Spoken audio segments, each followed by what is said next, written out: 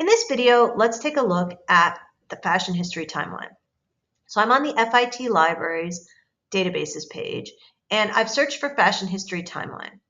So it's giving me that result, and if I click the plus sign next to the name, I can see more information about this particular resource. And you'll see that the description says it's an open access resource on fashion history with entries and essays on a wide range of topics such as the fashion of specific periods, garments, films, and artwork. So the reason it's important that this is open access is that means you won't have to log in to use this resource, and you'll have access to it even after you're no longer a student here at FIT. So let's get started by taking a look at it. I'm going to click on this title, and here we are on the fashion history timeline.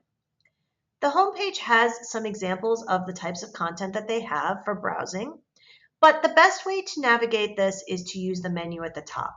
You'll see that they have a few different options. They have a time period section, essays, which includes artwork analysis, garment analysis, film analysis, thematic essays, year overviews, decade overviews, and content focused on BIPOC individuals or LGBTQ+ individuals. They also have a fashion dictionary, designers, and a blog, as well as their source database. Let's start by looking at the time periods drop-down menu. Using this menu, I can pick a particular century or time period and then select a particular decade.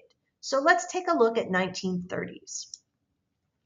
It's going to offer me content about the 1930s, including an essay that provides an overview,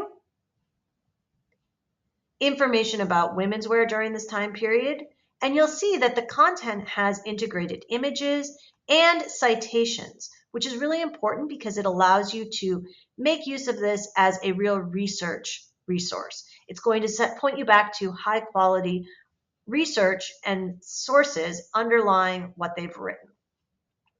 If I continue to scroll down, they also cover other topics, including things like individual fashion icons, other markets such as menswear and children's wear.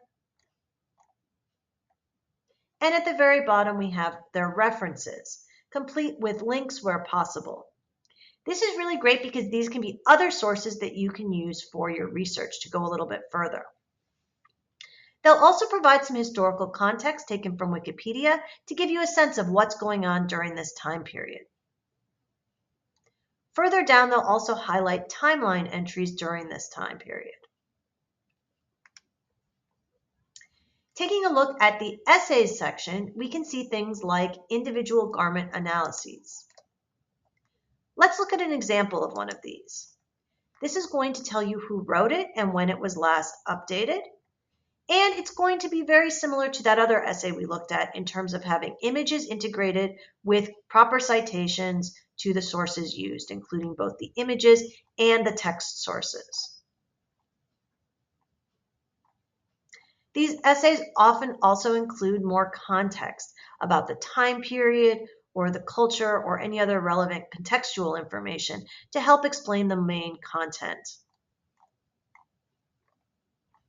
And here again, we see these references.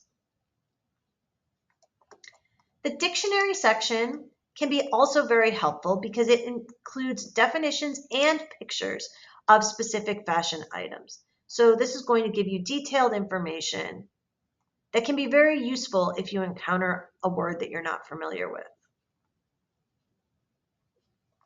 If you're researching a particular designer, you can also look by designer profiles.